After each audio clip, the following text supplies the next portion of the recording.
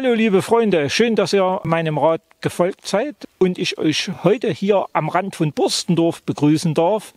Denn Burstendorf, der Schachwanderweg, hat, wie ich schon erwähnt habe, verschiedene Zweige, die man mit anderen Wegen kombinieren kann. Und so möchte ich euch heute einen weiteren Abschnitt des Schachwanderweges und das begonnene Projekt Burstendorf von hinten. Das nimmt nämlich langsam aber sicher Form an vorstellen. Und besonders reizvoll an dieser Wanderung finde ich den Mix. Ihr seht es hier. Zum einen die wunderschöne Natur, zum anderen das alte Burstendorf und ich hoffe, ihr habt den gleichen Spaß wie ich beim Anschauen und beim selbst Nachwandern. Und in diesem Sinne, lasst uns gemeinsam losgehen.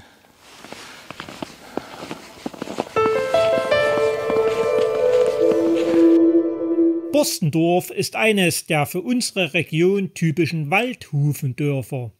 Was aber Burstendorf von vielen derartigen Ortschaften unterscheidet: Es gibt fast durchgängig zwei Straßen parallel nebeneinander.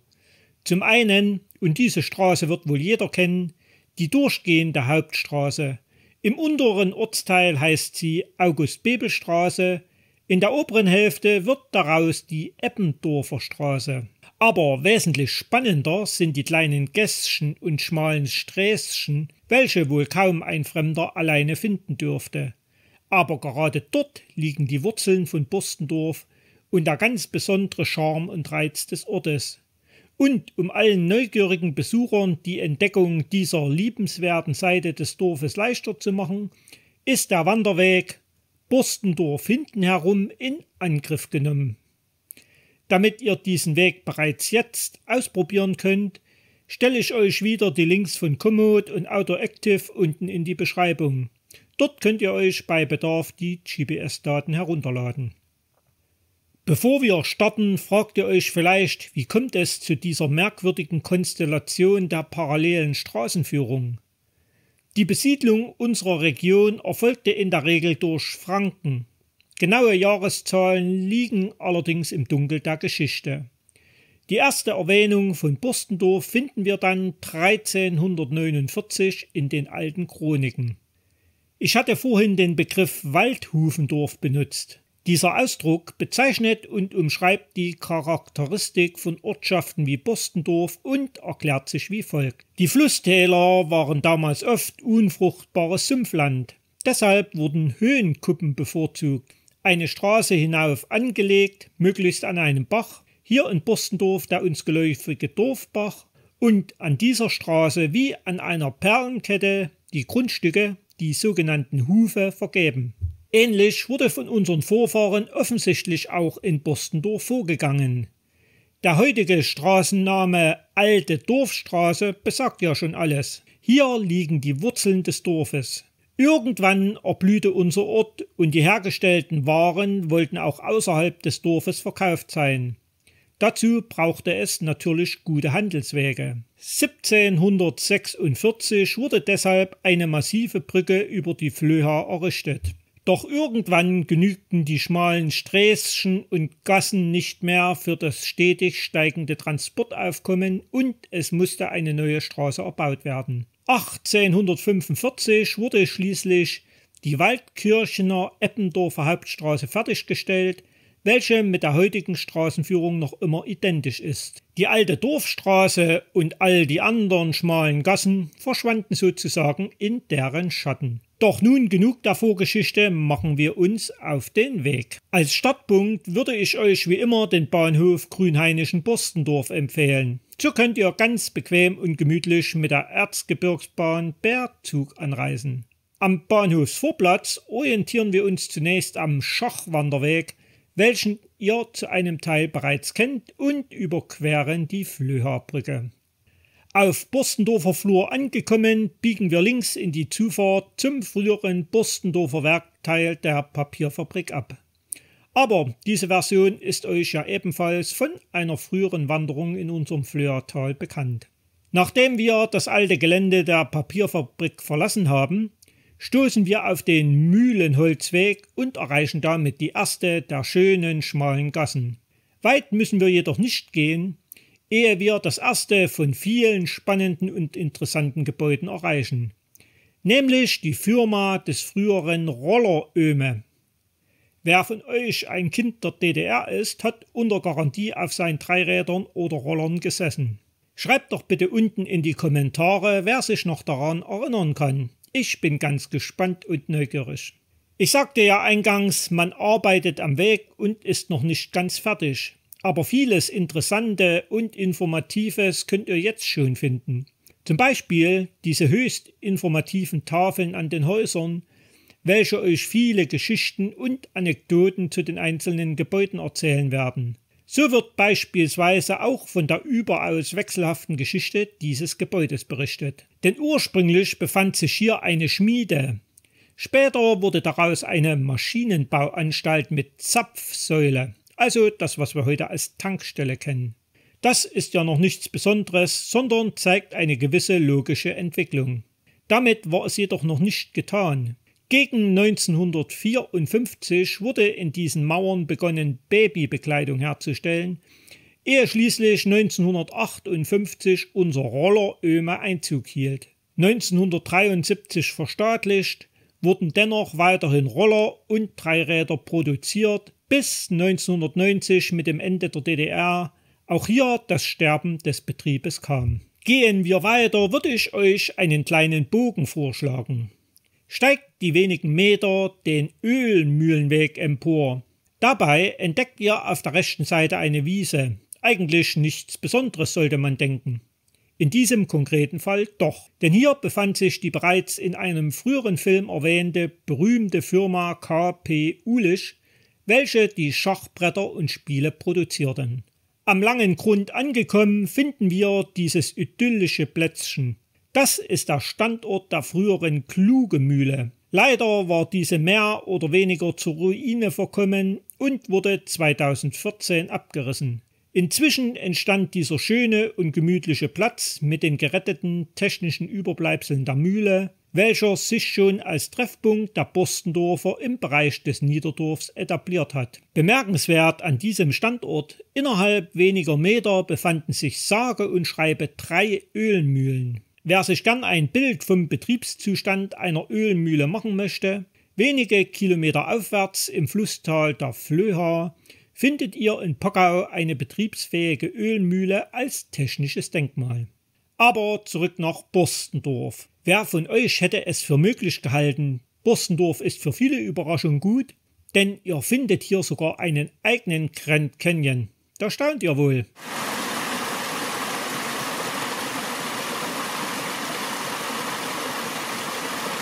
Doch nun genug gestaunt. Folgen wir der schmalen Dorfstraße.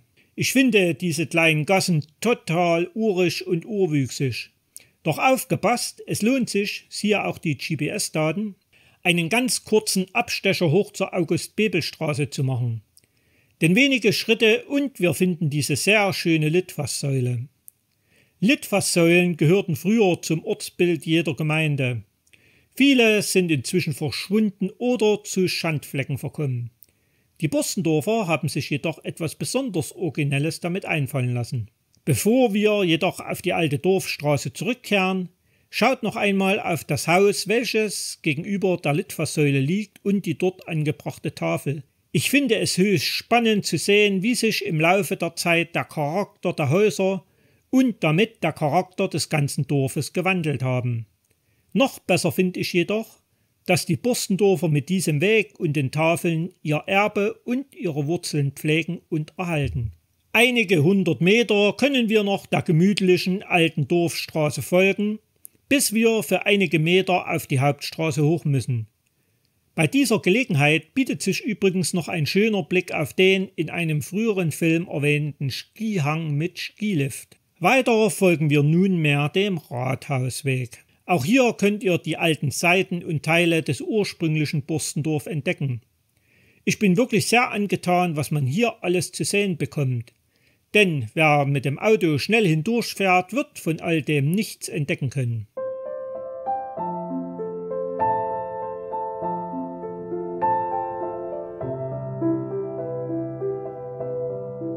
Der Rathausweg mündet, logisch, ans Rathaus. Leider steht dieses seit der letzten Gemeindegebietsreform leer. Burstendorf bildet gemeinsam mit Grünhainischen und Waldkirchen den Verwaltungsverband Wildenstein. So musste jede der 3 Gemeinden einige von den sprichwörtlichen Federn lassen. Hier in Burstendorf traf es das imposante Rathaus. Doch damit wollen sich die Burstendorfer nicht abfinden und haben, klar, schon wieder neue und geniale Ideen. So geht man mit Plänen schwanger, das ehemalige und ortsbildprägende Rathaus in eine Beherbergungsstätte umzuwandeln. Ihr wisst ja jetzt bereits, nach Burstendorf sollte man nicht nur einmal kommen. Und was gäbe es Schöneres, als in einer Art Schachhotel mit Königszimmer, Türmerzimmer, Königinnengemach, Bauernstube und Ähnlichem zu übernachten. Es wäre wunderbar, fänden sich Investoren, die aus diesem Traum Realität werden lassen. Ich würde es ganz toll finden. Mit am Kleesberg wartet die nächste schmale Gasse auf uns und eines der ersten Häuser auf der linken Seite hatte einen weiteren berühmten Bewohner.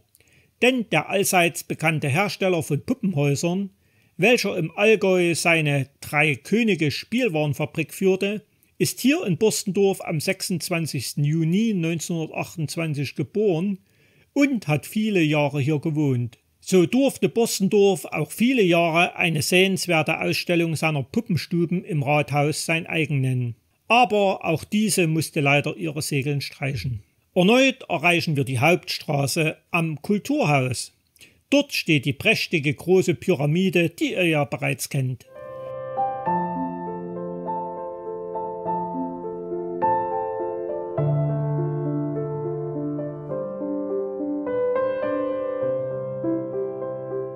An ihrem Standort befand sich früher das alte Gerätehaus. Weniger prächtig ist leider der Zustand des Kulturhauses. Früher stand an dieser Stelle der alte Gasthof, zu dem es auch eine sehr schöne Anekdote gibt. Denn vor dem alten Gasthof soll eine Statue von Gambrinus gestanden haben. Gambrinus, ein sagenhafter König von Flandern und Brabant, wird die Erfindung des Bieres zugeschrieben. Zu DDR-Zeiten wurde von den Einwohnern und den Werktätigen der Papierfabrik im Rahmen des Nationalen Aufbauwerkes mehr oder weniger in der Freizeit gemeinnützig und unentgeltlich das neue Kulturhaus hier errichtet. Dafür musste der alte Gasthof und König Gambrinus weichen. Und so wird erzählt, die Arbeiter haben den König des Bieres sogar richtig bestattet. Sogar an der Mauer des Friedhofs. Vielleicht kennt jemand von euch diese Geschichte oder kann sich selbst noch daran erinnern. Dann schreibt's doch bitte unten in die Kommentare. Mit der Fertigstellung des neuen Kulturhauses 1963 hatten sich die Einwohner ein kulturelles Zentrum des Ortes erschaffen. Und was war das für ein herrlicher und stolzer Bau. Welch tollen und vielen Veranstaltungen konnten wir dort erleben. Es gab Gastronomie, Kegelbahn, einen großen Saal mit Bühne, Räume für Vereine, Zirkel und vieles andere mehr. Mir blutet das Herz, wenn ich diesen heutigen Zustand sehe. Vielleicht geschieht ein ähnliches Wunder, wie wir es beim Rathaus erhoffen. Bestrebungen gab und gibt es die letzten 30 Jahre schon einige. Mögen diese von Erfolg gekrönt sein. Schön wäre es.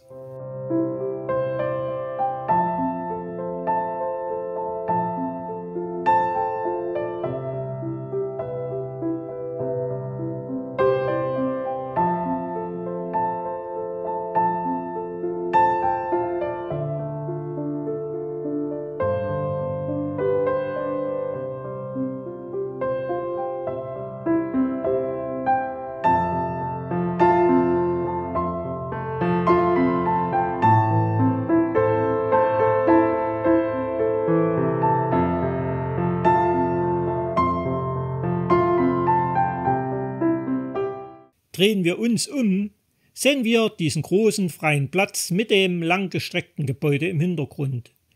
Dort befand sich der einst das 1959 eröffnete Kino. Leider konnte es auch nicht gehalten werden. Positiv ist allerdings, das Gebäude konnte weiter genutzt werden und beherbergt heute den Jugendclub. Direkt angrenzend bzw. dahinter finden wir das Schwimmbad. Biegen wir in den wenige Schritte entfernten Pfarrweg ein, finden sich erneut jede Menge spannende und interessante Gebäude. Auf eines möchte ich euch jedoch ganz besonders hinweisen. Von den Schnitztraditionen Borstendorfs war ja schon oft genug die Rede. In diesem von Adolf Oehme erbauten Haus wurden nämlich gleich 2 ganz große Schnitzer geboren. Im Mai 1926 Horst Schreider, von dem schon die Rede war, und im März 1940 Jürgen Schönherr.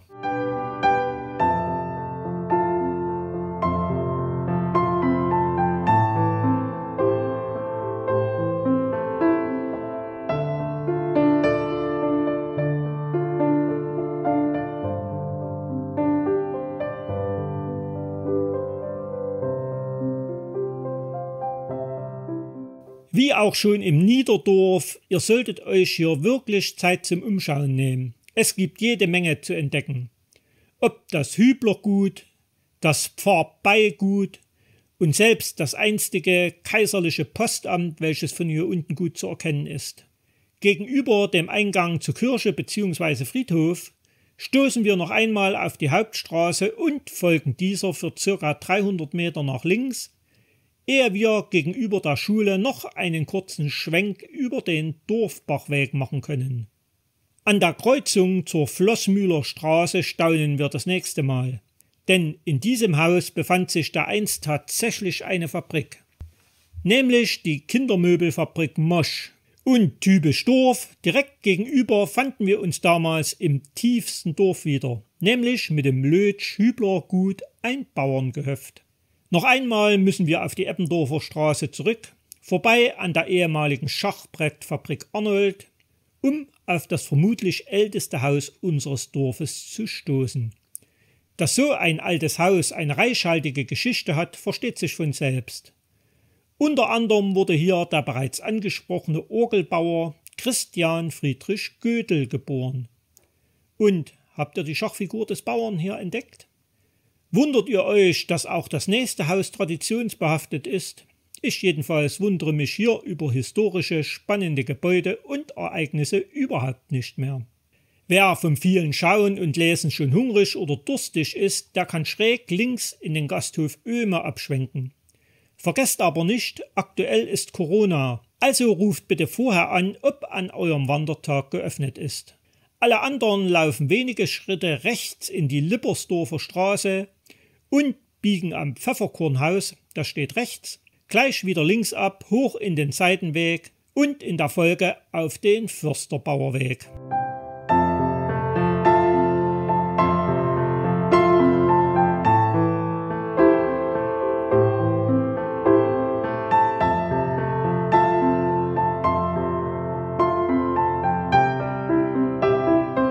An deren Ende ist keineswegs die Welt zu Ende, sondern dieser scheinbare Zaun ist eine Pforte und dort hindurch müssen wir den schmalen Pfad am Grundstück entlang und an dessen Ende links hoch zur Hauptstraße. An der Bushaltestelle angekommen gibt es für alle, denen die Tour zu lang ist, die Möglichkeit, diese Wanderung zu halbieren und jeweils mit dem Bus von hier oben zum bzw. vom Bahnhof zu fahren. Wer weiterlaufen möchte, der muss für ca. 200-300 Meter die Hauptstraße nutzen und wir haben einen neuen, schönen Ausblick auf unser Borstendorf. Am Waldrand angekommen werden wir von der Straße erlöst und biegen rechts in den Weg ein. Keine Sorge, auch wenn dieses Schild auf einen Privatweg hinweist, er ist auch als Wanderweg gekennzeichnet und ihr könnt ihn benutzen.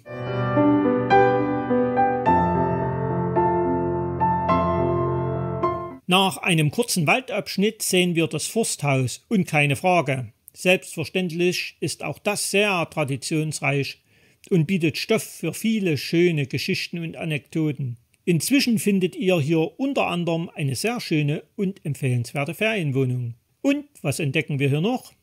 Einen weiteren Bauern vom Schachspiel.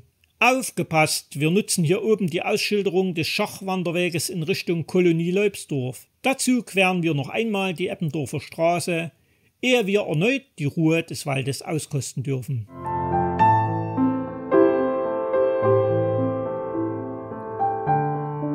An dieser Kreuzung im Wald angekommen, habt ihr die Wahl. Wem die Füße noch nicht wehtun, der sollte nach rechts einen kleinen Abstecher machen. Alle anderen gehen inzwischen den Schachwanderweg in Richtung Kolonie geradeaus weiter.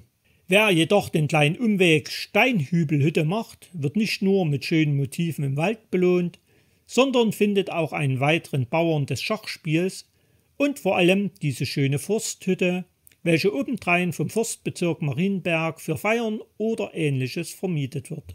Satt, gesehen oder gegessen, wer dort oben Picknick machen möchte, gehen wir zurück, um dem Schachwanderweg weiter zu folgen.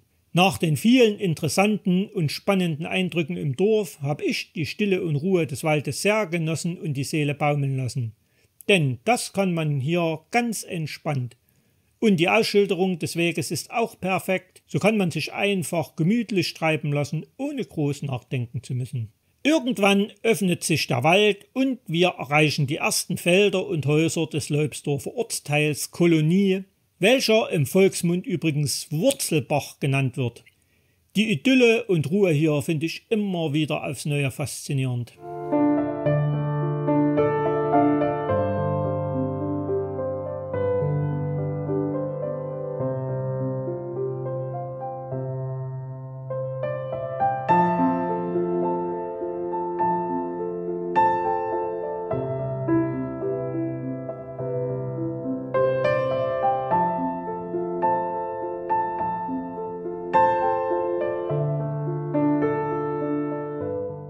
Wir überqueren die Straße, gehen auf dem Vogelherabweg erneut in den Wald und folgen weiter der gelben Markierung unseres Schachwanderweges.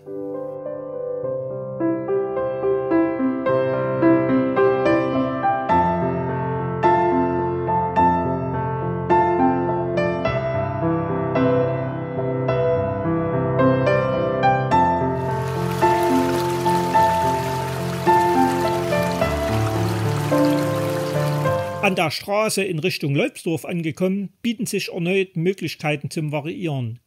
Ihr könnt links Richtung Rathaus Borstendorf, ich würde jedoch vorschlagen, weiter in Richtung Bahnhof dem Wanderweg übers Feld zu folgen. Ihr seht es selbst, die offene Flur bietet wunderschöne Ausblicke. Nicht umsonst ist die Devise unseres Ortes, Borstendorf hat viele schöne Seiten, hier muss man mehrmals herkommen. An diesem Abzweig wäre meine Empfehlung, macht noch den kleinen Schwenk nach rechts oben, vorbei an den Felsen und ihr werdet mit neuen schönen Ausblicken belohnt.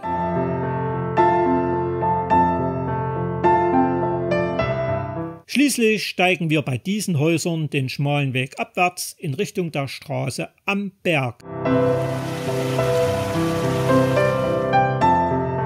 Na, schau einer an. Am Sägewerk Köhler angekommen, wartet doch schon wieder jemand auf uns. Genau, ein weiterer Bauer aus unserem Schachspiel. Und schon selbstverständlich zusätzlich eine weitere höchst interessante Informationstafel. Und damit erreichen wir wieder den Mühlenholzweg, welchen wir heute Vormittag nach oben gelaufen sind und gehen zurück durch die alte Papierfabrik. Nicht ohne den einen oder anderen wehmütigen Blick.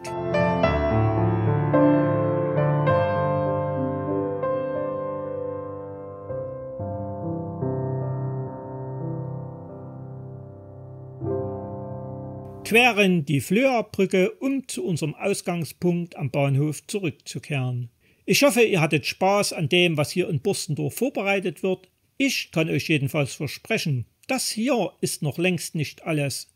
Es gibt noch viele Ideen in Borstendorf und ihr dürft gespannt sein, was demnächst hier passieren wird. Ich werde es euch auf jeden Fall bald vorstellen. Hattet ihr Spaß an unserer neuerlichen Wanderung auf des Schachs Spuren und der Borstendorfer Historie, würde ich mich über einen Daumen nach oben und einen Kommentar sehr freuen.